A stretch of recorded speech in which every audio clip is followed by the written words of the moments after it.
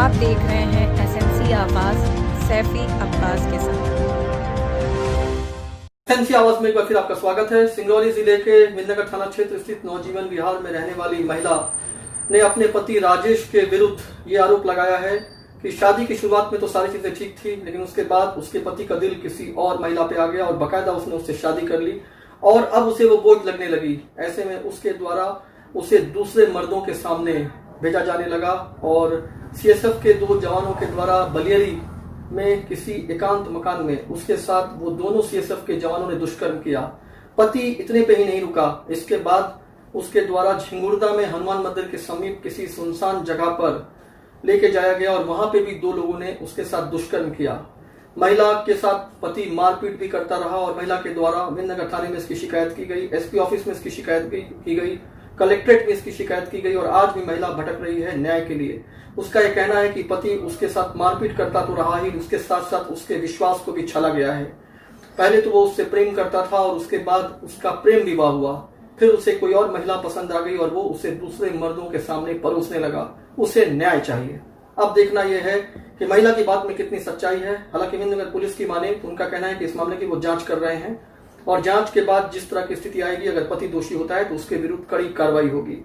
लेकिन महिला ने जिस तरह से सनसनीखेज आरोप लगाया है, कहीं ना कहीं ये महिला प्रतिष्ठा का सवाल है कि महिलाओं के साथ अगर इस तरह का हो रहा है और उन्हें न्याय के लिए भटकना पड़ रहा है तो ये देखना होगा कि आखिर जिम्मेदार विभाग पुलिस और जिला प्रशासन क्या कर रहा है, जिसकी वजह से महिला को अब तक भटकना पड़ रहा है।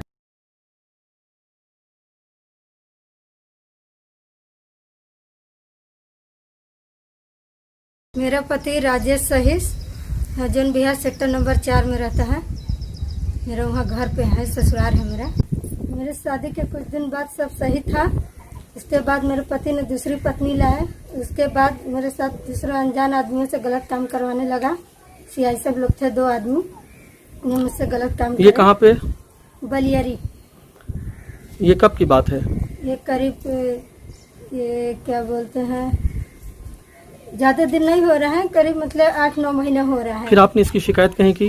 इसकी शिकायत मैं एसपी में गई थी, कलेक्टर में गई थी, विनगर थाना गई थी, मेरी कोई सुनवाई नहीं है। फिर उसके बाद दोबारा भी कभी ऐसा हुआ? दोबारा ऐसा हुआ, हनुमान मंदिर गए थे तो साथ में लेकर। कहाँ पे? कहाँ हनुमान मंदिर? झिंगुर्दा। वहाँ क्या हुआ? कॉलोनी एरिया था, वहाँ भी 2 आदमी थे, बोले कि चलो अंदर, वो छोड़ के मुझे चला गया। वहाँ पे कोई और नहीं था? सुनसान जगह थी? थे अंदर में। और बाकी कोई आसपास नहीं जहाँ आप चिल्ला सके? मगर अपने अपने कमरे में थे लोग। नहीं तो आप चिल्ला सकती थी? मैं चिल्लाई मगर वहाँ कोई सुनने वाला, दरवाजा पूरा बंद हुआ था और अंदर में मतलब शराब उराब पीते थे। तो मतलब पति जो है वो बार बार आपको धोखे से दूसरों के सामने जो है वो परोसता रहा और आप ये सब देखकर परेशान रही, दर दर भटकती रही, न्याय के लिए भटकती रही और जो प्रशासन है, जो जिम्मेदार विभाग है, पुलिस विभाग है, हर जगह गई लेकिन आपको न्याय नहीं मिला। कोई सुनवाई नहीं हुई। मैं यहाँ विनगर थाने में उसी दिन आई जिस दिन मेरे साथ गलत हुआ। फिर विनगर थाने में बोला गया कि तुम जाओ एसपी ऑफिस, वहाँ जाओ तुम। वहाँ मैं गई, वहाँ से जाके फिर डायरेक्ट मैं पैदल यहाँ से नवजीवन विहार से मैं पैदल डायरेक्ट मौसी घर गई। आपने थाने में FIR कराया था? FIR कराया मगर नहीं हुआ, मेरे वहाँ कोई सुनवाई नहीं हुआ। फिर वहाँ से मैं एसपी ऑफिस गई, वहाँ देकर फिर उसके बाद मैं वहाँ से पैदल मैं चली अपने मौसी घर। कितने बच्चे हैं आपके? मेरे 2 बच्चे हैं। पति क्या बोलता है? पति बोलता है कि रहना है रहो, नहीं जाना है जाओ, मैं 2 आदमी को खर्च नहीं पूरा पाऊंगा। मतलब रहना है तो इसी तरह से मैं तुम्हें जहाँ जहाँ भेजता रहूँ जाते रहो? हाँ, वो अपना तुम अपना काम करते रहो, मुझे पैसा लाके देते रहो। तो आपने सुना कि महिला ने किस तरह से अपनी दर्द भरी दास्तां सुनाया कि क्या कोई पति भी ऐसा कर सकता है।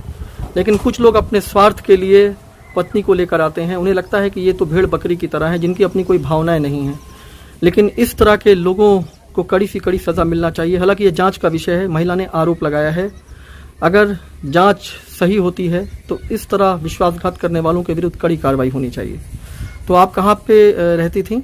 मैं नवजीवन विहार सेक्टर नंबर 4 में आप रहती हैं जी। तो आजकल आप कहाँ रह रही हैं? मैं अपने मायके यूपी में रहती हूँ, दुद्धी। लेकिन जिस तरह की स्थिति बन रही है ये बेहद दुखद है। एक महिला जिससे शादी करता है और उसके बाद उस महिला को वो बोझ समझकर दूसरे आदमियों के सामने अगर वो परोस रहा है तो कहीं ना कहीं इसकी जांच होनी चाहिए और इस तरह के व्यक्तियों के विरुद्ध कड़ी कार्रवाई भी होनी चाहिए। महिला न्याय के लिए भटक रही है और उम्मीद है कि आज नहीं तो कल उसे न्याय मिलेगा।